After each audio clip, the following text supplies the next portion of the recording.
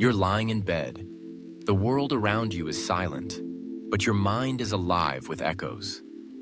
It's midnight, and you're bathed in the pale glow of your phone screen, scrolling through images that seem both vivid and distant. Smiling faces, couples entwined in laughter, friends frozen in moments of joy beneath the soft amber of a dying sun.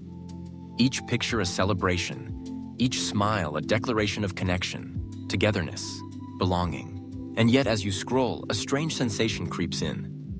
You feel like a ghost, present but unseen, surrounded by the digital shadows of countless lives, yet entirely alone in the vast expanse of your own thoughts. The ache in your chest grows, a quiet, persistent reminder that your presence could vanish without notice. You wonder, if you slipped away tonight, would the world notice? Or would it keep scrolling, unfazed, relentless, indifferent? This is not just your pain. It is not a private wound. It is the modern condition, a quiet, shared suffering that seeps into the lives of so many. And long before the first like or follow, Arthur Schopenhauer saw it coming. Schopenhauer, the so-called philosopher of pessimism, peered into the heart of existence and chose honesty over comfort. He was not hopeless, he was real. He looked beneath the glittering surface of love, friendship, and society, and saw a darker, more complicated truth. In an age of instant messages and endless content, his insights seem more relevant than ever. Let us begin with love. You may think you are searching for the one, that singular soul to complete your own, someone who will finally see the real you, someone to banish your loneliness and make you whole. This is the story we are told, the dream we are sold. But Schopenhauer wrote that love is not about connection. It is about continuation. At its core, he believed, love is nature's trick, a powerful illusion designed to ensure the survival of the species. We chase romance not because of some mystical soul-level bond, but because biology compels us. The electric highs of infatuation, the obsession, the wild hope, and the crushing heartbreak, these are the machinery of evolution at work. Schopenhauer put it plainly, love is an illusion that hides the self-interest of the species. You imagine you are choosing your partner freely, but beneath the surface, you are being pulled by invisible forces. Genetics, survival instincts, unconscious patterns written long before you were born. This is why we so often find ourselves drawn to those who are not good for us, why we feel addicted to those who make us suffer. Even when reason tells us to let go, compulsion holds us fast. It is not about logic. It is about ancient, inescapable forces. Now, let us turn to loneliness. Never in history have humans been more connected. We can send a message across the world in a heartbeat. We can watch, listen, and interact with the lives of thousands. Yet behind this dazzling web of connection, people are lonelier than ever. Pause for a moment. Ask yourself, when was the last time you truly felt heard? Not just listened to, but understood. Your words felt, not just heard. How often do you feel genuinely seen, beyond the filtered fragments you present to the world? Schopenhauer wrote, "A man can be himself only so long as he is alone, and if he does not love solitude, he will not love freedom." For him, solitude was not a punishment. It was a necessary space for reflection, for knowing oneself. But today, loneliness is not the absence of people.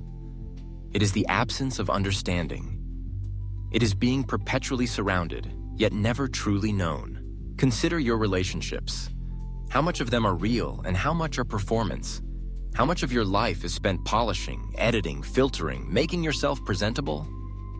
We are terrified of being alone, yet just as afraid of being seen, truly seen, with all our vulnerability, all our flaws. And so we hover in between, digitally surrounded, emotionally starved. Schopenhauer called this the tragedy of human existence. We crave connection, but the very act of being human separates us. Each of us is a world unto ourselves. Our minds, our memories, our inner landscapes forever unreachable by others, no matter how close they stand. And then there is the fear we rarely name, the fear of being forgotten. There is the death of the body, when your heart stops beating. But there is another death, quieter, more profound. The death that comes when the last person speaks your name and your memory dissolves into silence. In a world obsessed with followers, likes, and going viral, this fear is louder than ever. We post not merely to share, but to be remembered, to matter, to leave some trace of our existence in the endless digital night. We scream into the void, "I was here," but Schopenhauer understood. Fame is something that must be won, honor only something that must not be lost. He believed that most people do not seek truth. They seek attention as proof of their existence. But attention fades, memories fade, and so the chase never ends. What then are we to do? If love is a trick of biology, if connection is flawed, if legacy is dust, what remains? Schopenhauer's answer was neither optimistic nor easy, but it was powerful. We suffer, he argued, because we desire.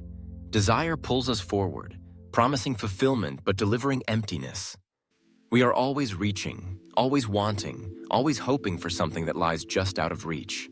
But when we stop chasing, when we stop demanding that life provide us with meaning, something unexpected happens. We find peace.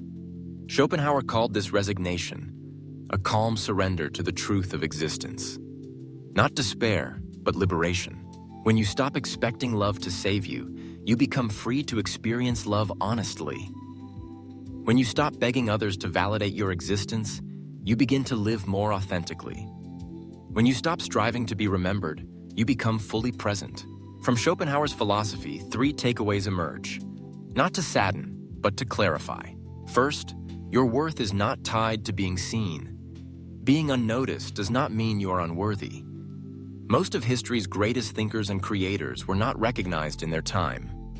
Fame is a lottery. Depth is a choice. The measure of your value is not how many see you, but how deeply you see yourself. Second, loneliness is a signal, not a flaw. It is an invitation to reconnect with yourself. When the noise of the world becomes too loud, turn it off. Write, think, reflect.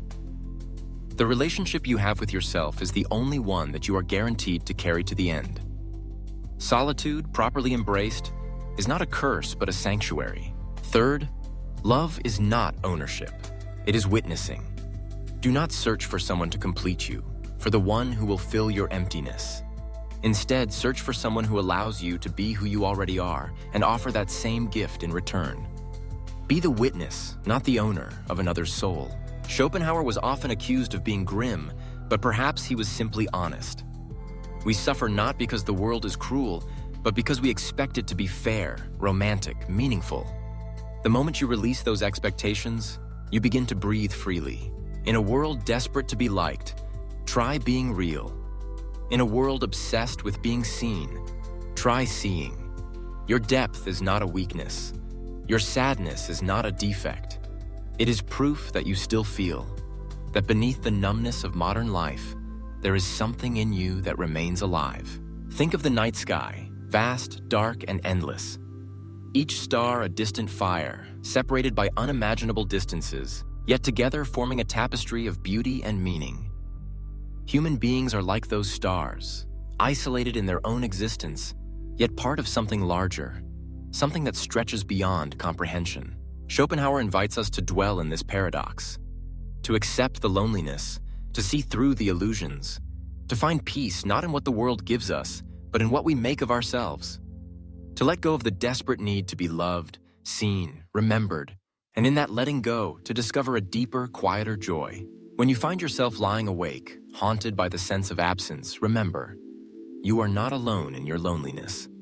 It is the shared, silent ache of our time. But within that ache lies the possibility of understanding, of authenticity, of real presence.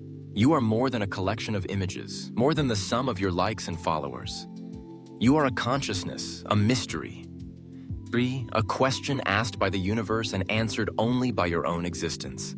Let yourself be seen, not by the world, but by yourself. Witness your own life, your own thoughts, your own longings.